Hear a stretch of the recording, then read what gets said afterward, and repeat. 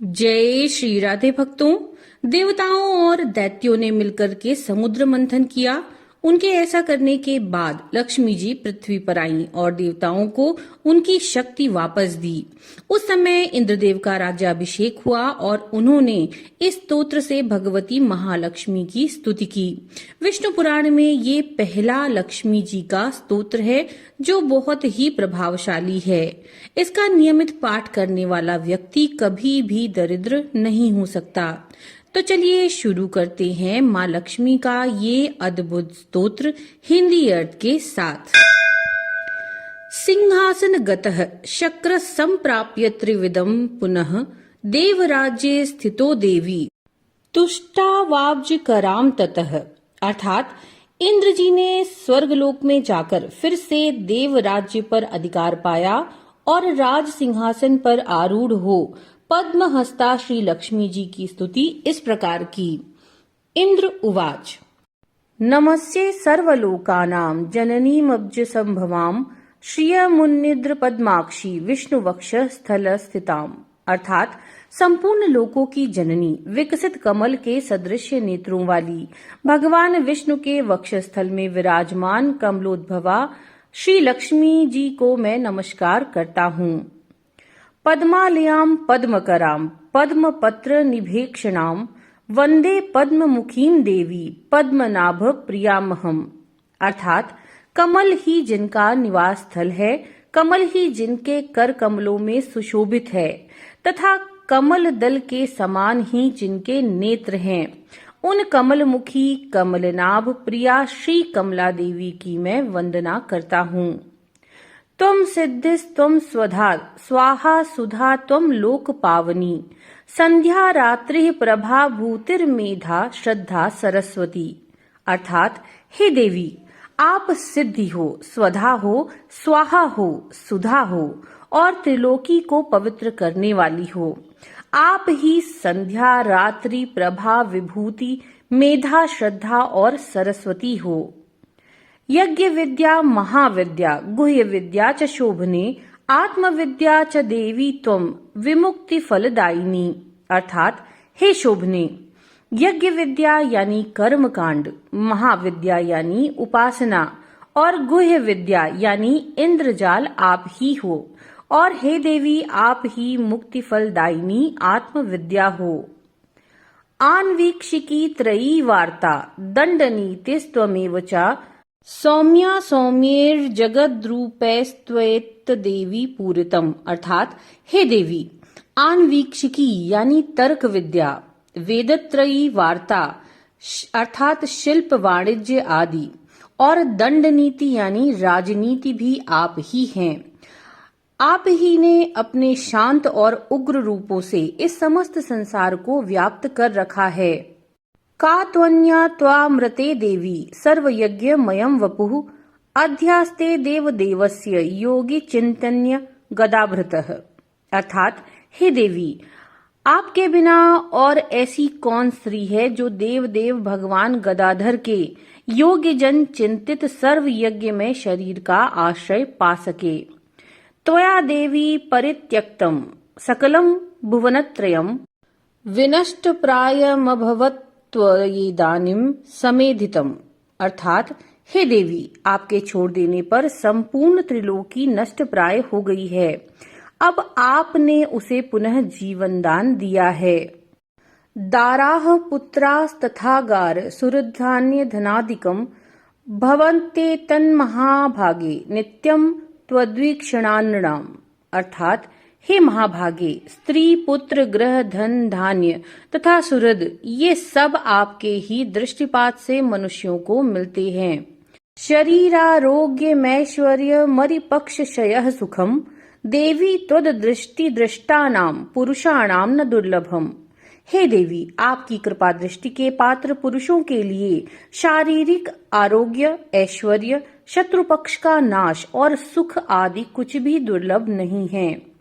त्वं माता सर्वलोकानां देवदेवो हरिः पिता त्वये तद्विष्णूनां चाम्ब जगद व्याप्तम चराचरम। अर्थात आप संपूर्ण लोकों की माता हैं और देव भगवान हरि पिता हैं। हे माते, आपसे और श्री विष्णु भगवान जी से ये सकल चराचर जगत व्याप्त है। मां नः कोशम तथा गोष्ठम, मां गृहम मां परिच्छदम, मां शरीरम कलत्रम च त्यजेथाह सर्व पावनी। अर्थात हे सर्व पावनी मातेश्वरी, हमारे कोश अर्थात खजाने, गोष्ठ अर्थात पशुशाला, ग्रह भोग सामग्री, शरीर और स्त्री आदि को आप कभी न त्यागें, अर्थात इनमें आप भरपूर रहें। मां पुत्रान् मां सुहृदवर्गम मां पशून् मां विभूषणम त्यजेथा मम देवस्य विष्णोर्वक्षः स्थलालये। अर्थात हे विष्णु वक्षस्थल निवासिनी, हमारे पुत्र, सुहृद, पशु और भूषण आदि को आप कभी ना छोड़ें।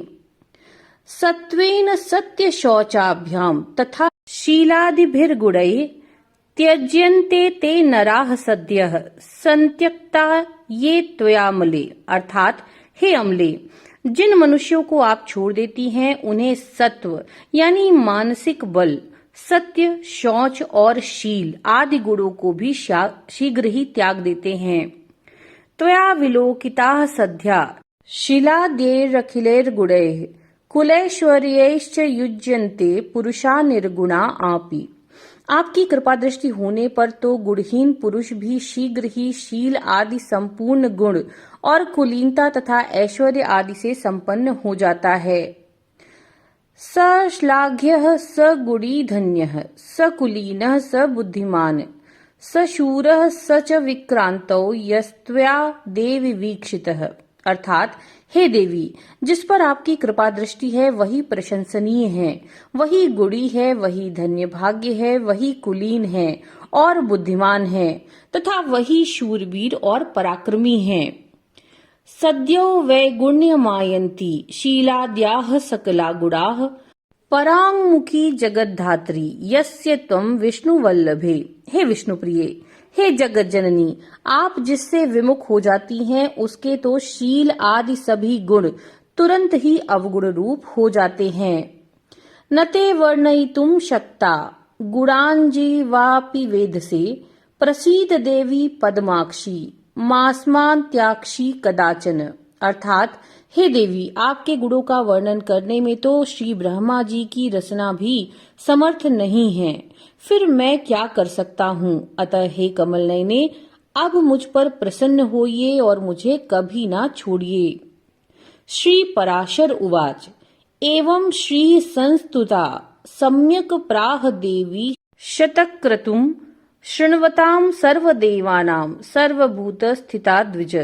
अर्थात श्री पराशर जी बोले, हे द्विज, इस प्रकार सम्यक स्तुति किए जाने पर सर्वभूत स्थिता श्री लक्ष्मी जी सब देवताओं के सुनते हुए इंद्र जी से इस प्रकार बोली। श्री रुवाच परितुष्टास्मि देवेश स्तोत्रेणानेन ते हरे वरम वृणीष्व यस्त्विष्टो वरदाहम तवागता। अर्थात श्री लक्ष्मी जी बोली, हे देवेश्वर इंद्र, मैं तुम्हारे इस स्तोत्र से अति प्रसन्न हूँ। तुमको जो अभीष्ट हो वह वर मांग लो, मैं तुम्हें वर देने के लिए यहाँ पर आई हूँ। इंद्र उवाच वरदा यदि मे देवी वाराहो यदि वाप्यहम त्रैलोक्यम न त्वया त्याज्यमेष मे स्तु वरः परः। अर्थात हे देवी, यदि आप मुझे वर देना चाहती हैं तो मैं भी यदि वर पाने के योग्य हूँ तो मुझको पहला वर तो यही दीजिए कि आप इस त्रिलोकी का कभी भी त्याग ना करें।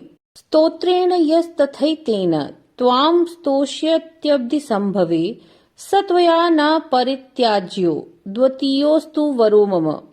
और हे समुद्र संभवे, दूसरा वर मुझे ये दीजिए कि जो कोई भी आपकी इस स्तोत्र से स्तुति करे उसे आप कभी ना त्यागें। श्री रुवाच त्रैलोक्यम त्रिदश श्रेष्ठ न संत्यक्षामि वासव दत्तो वरो मया यस्ते स्तोत्राराधन तुष्टया। अर्थात श्री लक्ष्मी जी बोली, हे देव श्रेष्ठ इंद्र, मैं अब इस त्रिलोकी को कभी नहीं छोड़ूंगी। तुम्हारे स्तोत्र से प्रसन्न होकर मैं तुम्हें ये वर देती हूँ। यश्च सायं तथा प्रातः स्तोत्रेणानेन मानवः माम स्तोष्यति न तास्याहम भविष्यामि परामुखी। अर्थात जो कोई मनुष्य प्रातःकाल और सायंकाल के समय इस लक्ष्मी स्तोत्र से मेरी स्तुति करेगा, मैं उससे कभी भी विमुख नहीं होंगी। इस प्रकार श्री विष्णु महापुराण में श्री लक्ष्मी स्तोत्र संपूर्ण हुआ। नमो नारायण।